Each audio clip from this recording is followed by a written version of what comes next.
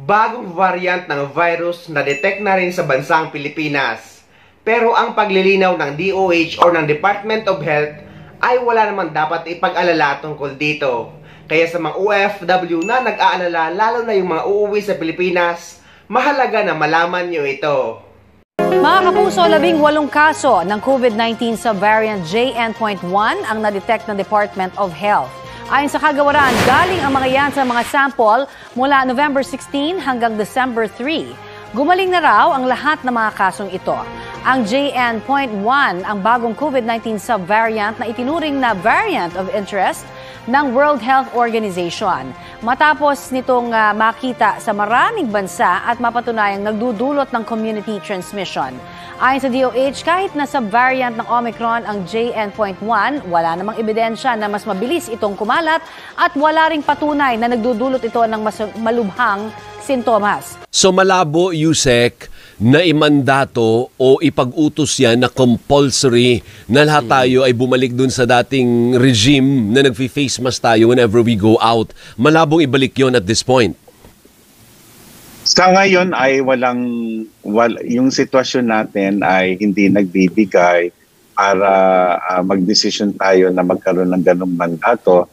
Subalit naintindihan namin yung mga nagsasabi niyan dito sa atin sapagkat pag minomonitor nila sa ibang bansa, may ilang bansa ang nagbalik ng mandato. Pero yun nga ay ayon sa sitwasyon po nila at kakayahan at kapasidad po ng kanilang health system.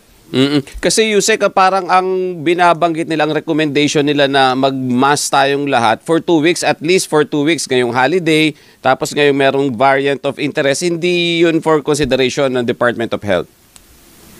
Sa ngayon po ay hindi at kung meron man, kaagad namin ipagbibigay alam po sa inyo sapagkat even as I speak now, ang Kagawaran Kalusugan ay tuloy-tuloy po ang pagkukonsulta bago kami ay magkaroon ng ganung desisyon.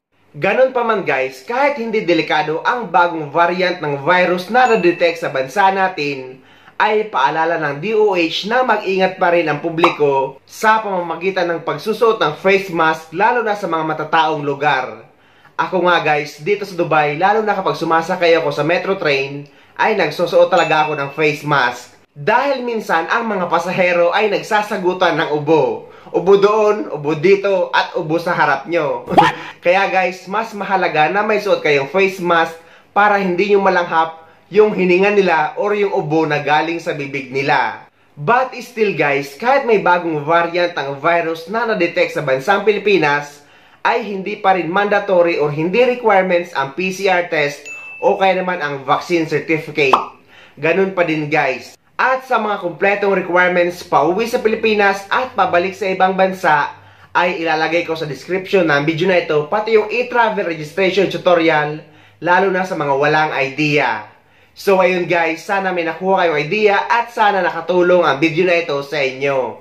At sa mga hindi pa dyan nakasubscribe sa channel ko, please don't forget to subscribe my YouTube channel and please click the notification bell para lagi kayo updated sa mga upcoming videos na gagawin ko tungkol sa mga updates sa ating mga OFW.